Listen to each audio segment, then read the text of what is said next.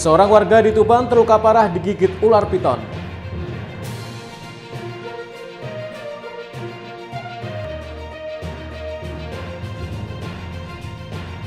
Pemotor asal Lamongan tewas tabrak truk parkir di Pantura, Tuban.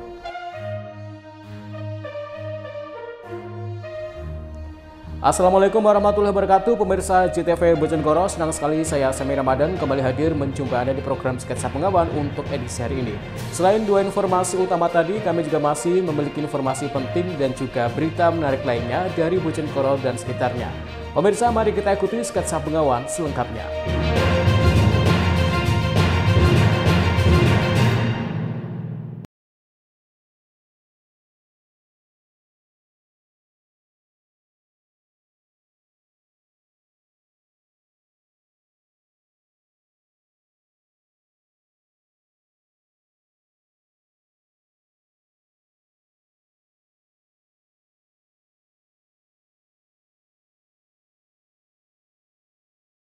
Pemirsa, kita awali informasi yang pertama. Seorang warga di Kabupaten Tuban mengalami luka parah setelah digigit ular piton berukuran besar. Tragedi berdarah itu terjadi saat korban bersama sejumlah warga berusaha menangkap ular yang memasuki pemukiman. Akibatnya korban harus dilarikan ke rumah sakit dan menjalani operasi.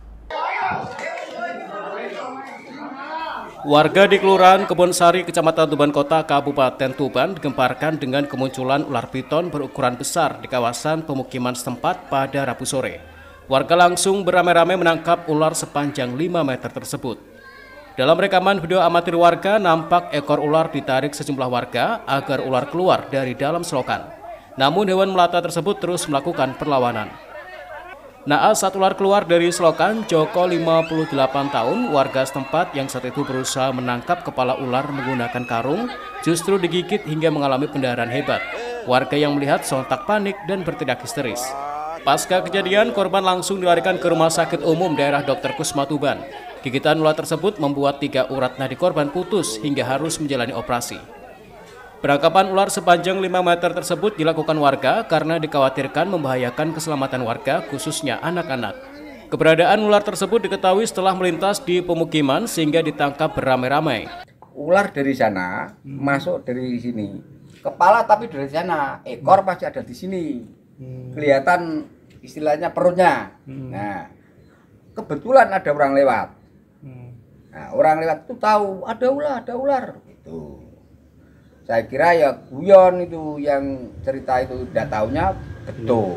Terus diburu warga itu? Ya, ular sampai ke sana, tak cari, tak persempit sana. Kau peduk, saya kasih papan supaya ular nggak kemana-mana. Akhirnya ular kembali sini tak persempit di sini, tak jebol lagi. Jadi dia jebol istilah ini gorong-gorong 4. Terus itu yang kegigit itu ceritanya gimana? Nah, kegigit itu mau pegang kepala yang kebetulan itu mungkin ya Pak ya. Mungkin itu kan itu enggak dari kain, dari gelangsingnya. Mungkin licin. Mau pegang kepalanya, enggak taunya leher mungkin Pak. Jadi ularnya kembali gigit. Peristiwa ini kemudian dilaporkan warga ke Damkar Pemkab Tuban. Ular yang berhasil ditangkap diserahkan untuk dievakuasi agar tidak meresahkan warga. Kepala Dinas Satpol PP dan Damkar Kabupaten Tuban, Gunadi, menghimbau agar masyarakat segera melapor kepada Damkar jika menemukan keberadaan ular, serta tidak memaksakan diri menangkap ular jika tidak terbiasa dan menguasai tekniknya. Terlebih ular berukuran besar serta ular berbisa jenis kobra.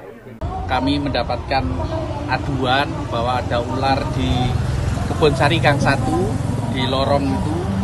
Kemudian kami datang, ternyata ular itu sudah dievakuasi warga. Dan berdasarkan penuturan warga di sana, ada satu yang digigit. Tapi langsung dibawa ke rumah sakit. Petugas kami juga tidak mengetahui kalau ada yang digigit karena ular sudah dalam kondisi terevakuasi, kemudian kami diserahkan pada kami.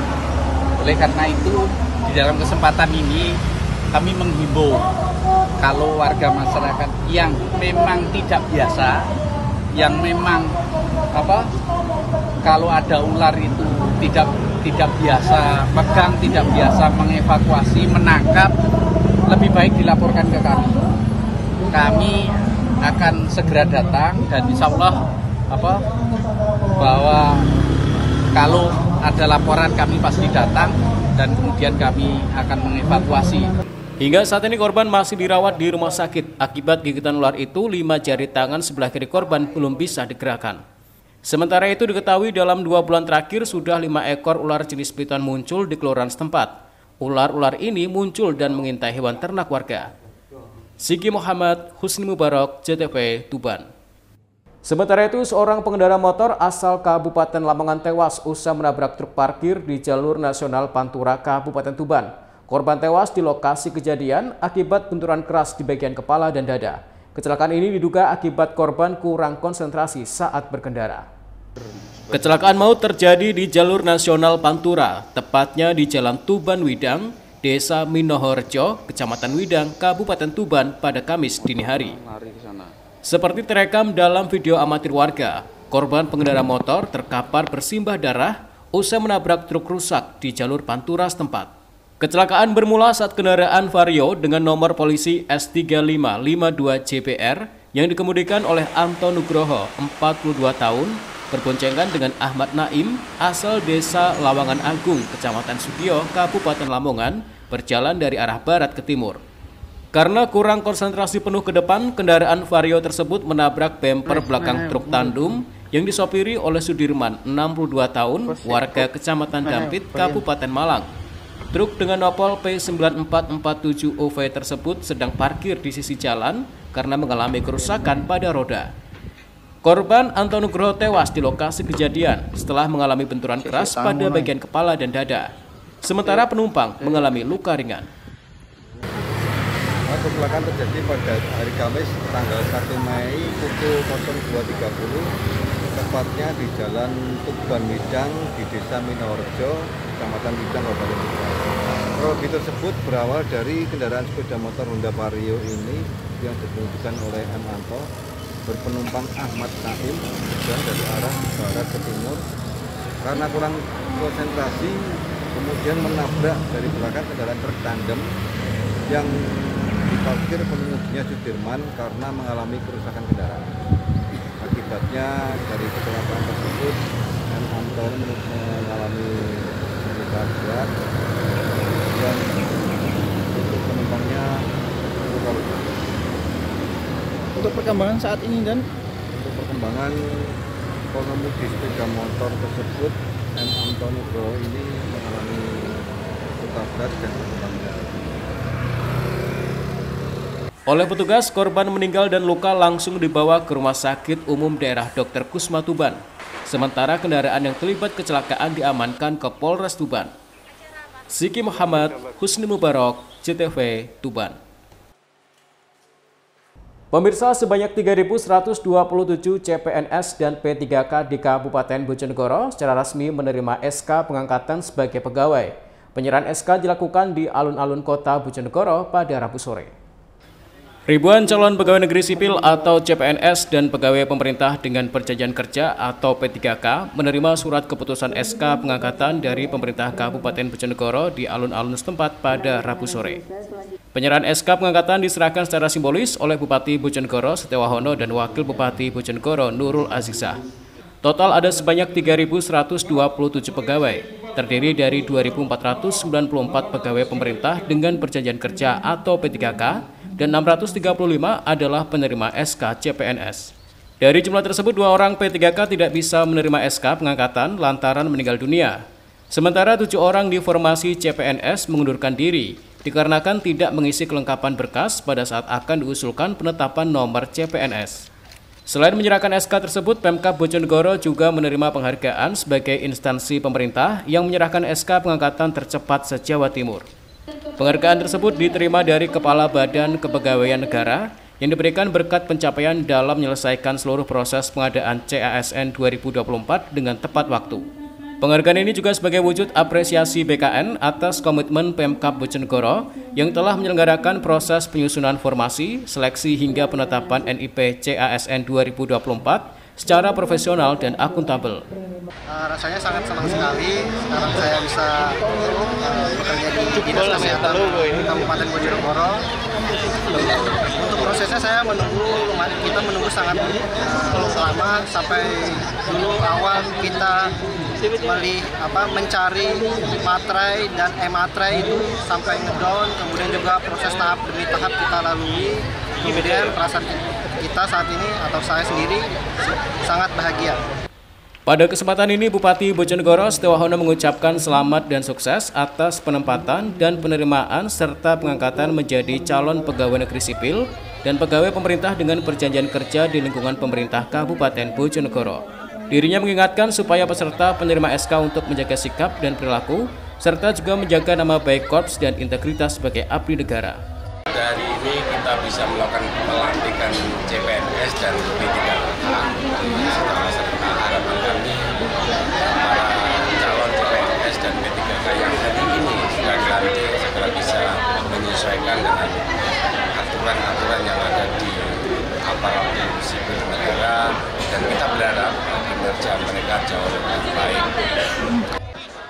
Edo Jody Aldian, JTV Bojonegoro. Bupati Nganjuk usulkan Marsinah jadi pahlawan buruh. Informasinya akan kami hadirkan sesaat lagi, tetaplah di Sketsa Bengawan.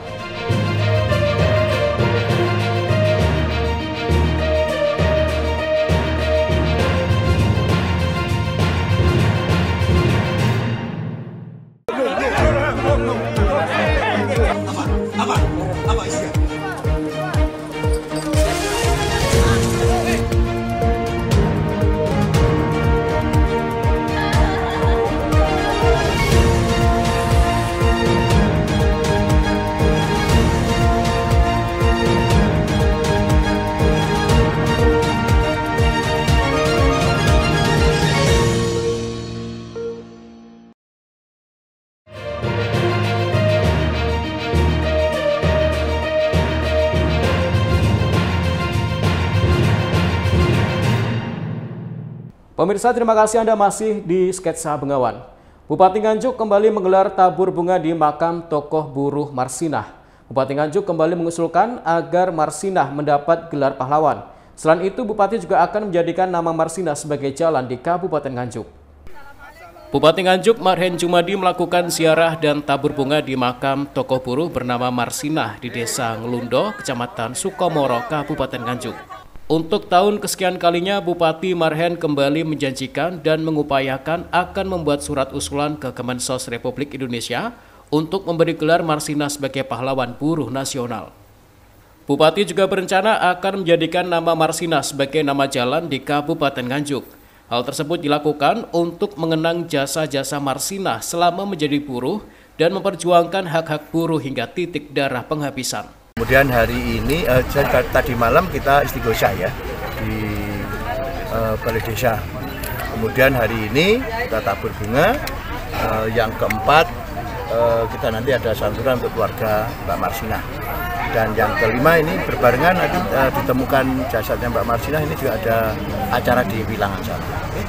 Ada 5 agenda paling tidak peringatan May Day tahun ini. Sementara upaya Pemkab Nganjuk mengusulkan Marsinah sebagai pahlawan buruh itu didukung oleh warga di Desa Ngelundo. Salah satu warga setempat, Muhammad Ansori, mengaku senang dan mendukung jika Marsinah diangkat oleh pemerintah Indonesia sebagai pahlawan buruh. Sebab dengan segala keberanian dan perjuangannya lah hak-hak buruh bisa terpenuhi dan juga akan mengangkat nama harum keluarga Marsinah. Mbak Marsinah itu secara kepribadian memang dari kecil Mbak Marsinah itu pemberani, sangat berani sekali. Bahkan mungkin pada waktu masih sekolah dan sebagainya berantem sama cowok itu tidak takut deh. Memang berani Mbak Marsinah dari kecil untuk memperjuangkan kebenaran. Iya, jadi kemudian dia setelah lulus di SMA Muhammadiyah kalau nggak salah, kemudian beliaunya bekerja di Surabaya. Kemudian dia juga menjadi pengurus serikat pada waktu SPSI atau bagaimana pada waktu itu, sehingga kepokalan dia, perjuangan dia sampai berdampak sedemikian tragisnya di nasib Mbak Marsinah. Tak hanya Bupati, sejumlah kelompok atau serikat buruh juga melakukan ziarah dan tabur bunga di makam Marsinah. Kegiatan ini rutin dilakukan untuk memperingati Hari Buruh sekaligus mengenang jasa dan perjuangan Marsinah untuk kaum buruh. Ahmad Sarwani, JTV, Nganjuk. Sementara itu, memperingati Hari Buruh Sedunia, para buruh yang tergabung dalam Serikat Pekerja Seluruh Indonesia atau SPSI Bojonegoro menggelar audiensi di Pendopo Malopati Pemkab setempat. Dalam acara ini mereka menyampaikan 4 tuntutan kepada Pemkab Bojonegoro. Peringati Hari Buruh Sedunia, perwakilan organisasi buruh yang tergabung dalam Serikat Pekerja Seluruh Indonesia atau SPSI Bojonegoro memilih menggelar audiensi di Pendopo Malopati Pemkab Bojonegoro. Dalam acara ini, para buruh menyampaikan 4 tuntutan untuk pemerintah Kabupaten Bojonegoro. Di antaranya, meminta pemerintah tidak menaikkan cukai rokok tahun 2026. Kemudian tuntutan kedua, mereka menolak perda tentang kawasan tanpa rokok. Menurut perwakilan buruh, kawasan tanpa rokok itu di Bojonegoro belum perlu dengan alasan karena Bojonegoro adalah daerah penghasil rokok dan terdapat banyak sekali petani tembakau. Selain itu, keberadaan perusahaan rokok yang ada di Bojonegoro jumlahnya banyak dan terdapat pekerja buruh. Maka dinilai miris jika ada aturan perda yang mengatur kawasan tanpa merokok. Selanjutnya, tuntutan ketiga yakni berkaitan dengan bantuan tunai langsung atau BLT dari dana bagi hasil cukai yang pada tahun 2023 dan tahun 2024 buruh rokok mendapatkan Rp2 juta per orang agar dalam pencairannya bisa lebih mudah dan lancar di tahun 2025. Sedangkan untuk tuntutan keempat diharapkan di Bojonegoro tidak ada PHK buruh. Tak hanya itu, para buruh berharap pada Bupati Bojonegoro dapat mengakomodir dan bisa menampung sepenuhnya aspirasi yang sudah disampaikan. Peringatan Hari Buruh Sedunia ini dengan cara damai, karena kami memiliki tuntutan sendiri dari buruh-buruh yang lain yang ada di Bojonegoro. Kami tergabung dari RTMM SPSI Kabupaten Bojonegoro memiliki 4 tuntutan yang kita sampaikan tadi, bahwa yang tuntutan pertama adalah menolak kenaikan cukai tahun 2026. Kemudian yang kedua adalah di sini ada tolak perda KTR yang ada di Bojonegoro. KTR itu adalah kawasan tanpa rokok, jadi kita tolak. Kemudian yang ketiga ini kita mengharapkan tidak ada PHK di Kabupaten Bojonegoro, apapun bentuknya tidak ada PHK. Kemudian yang keempat adalah BLT dari dana bagi hasil cukai itu cair merata supaya teman-teman buruh ini mendapatkan haknya. Dan semua mendapatkan haknya ya, tidak harus dipilih-pilih terkena imbas maupun tidak, atau terjun langsung di produksi atau tidak, wajib mendapatkan BLT tersebut. Sementara itu, menanggapi 4 tuntutan yang disampaikan oleh buruh, Bupati Bojonegoro Setiawahono berkomitmen akan memenuhi tuntutan yang telah disampaikan demi keberlangsungan kesejahteraan para buruh. Hari ini saya selaku pimpinan Bupati Kabupaten Bojonegoro mengucapkan selamat Hari Buruh Internasional atau May. Semoga harapan kami ke depan kolaborasi antara pemerintah kabupaten dengan serikat pekerja bisa berjalan baik, bisa berjalan kondusif untuk meningkatkan produktivitas dan hak-hak kaum buruh untuk bisa hidup sejahtera dan lebih baik. Kesejahteraan atau ya tadi tuntutan 4 tuntutan tadi gimana? Jadi alhamdulillah semua tuntutan itu bisa kita penuhi dan komunikasi harus tetap kita bangun untuk kesejahteraan bagi buruh di Bojonegoro khususnya. Edo Jody Aldian, JTV, Bojonegoro. Pemirsa, peringatan Hari Buruh Internasional di Jombang diwarnai aksi unjuk rasa. Puluhan massa menggelar aksi peringatan May Day dengan jalan sehat dan potong kue. Menurut mereka, Hari Buruh adalah bentuk perlawanan buruh yang masih banyak tertindas. Aksi puluhan buruh ini digelar di depan gedung DPRD Kabupaten Jombang yang ada di Jalan Wahid Hasim. Masa aksi menggelar orasi dengan membentangkan poster dan orasi secara bergantian. Mereka menutup separuh jalan untuk digunakan mimbar bebas. Aksi para buruh ini mendapatkan pengawalan dari aparat kepolisian. Masa aksi hanya bisa tertahan di depan pagar pintu gedung Wakil Rakyat. Mereka menyuarakan perlawanan buruh yang masih banyak tertindas dan jauh dari kata sejahtera. Korlap aksi Hadi Purnomo mengatakan, Peringatan Hari Buruh adalah bentuk perlawanan buruh terhadap kebijakan yang tidak pro buruh.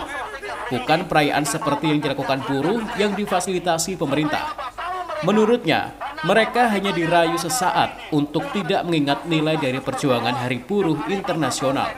Ya sebenarnya ini adalah pengkelabuan kalau saya kira. Pengkelabuan pemerintah bahwasanya kita diajak mungkin jalan sehat supaya apa? Mereka terbuailah oleh dangdutan, oleh hadiah-hadiah yang mereka berikan. Tetapi di sisi lain faktanya adalah banyak buruh yang tertindas, banyak buruh yang mengeluh hari ini, banyak buruh yang ter-PHK. Ini yang menjadi bertolak belakang. Artinya menyayangkan dengan menyayangkan, sangat menyayangkan kita kepada pemerintah Kabupaten Jombang. Hadi mengajak seluruh buruh untuk terus menyuarakan perlawanan terhadap pembayaran upah di bawah UMK, kasus PHK yang tidak sesuai aturan, hingga penindasan dan pelaporan yang belum ada ujung penyelesaian. Usai menggelar aksi, puluhan buruh ini berencana akan ziarah ke makam Marsinah, tokoh buruh di Nganjuk, sebagai bentuk refleksi perjuangan Hari Buruh. Saiful Mu'alimin, JTV, Jombang. Daftar tunggu haji di Ngawi tembus hingga 33 tahun. Informasinya akan kami hadirkan saat lagi, tetaplah di Sketsa Pengawan.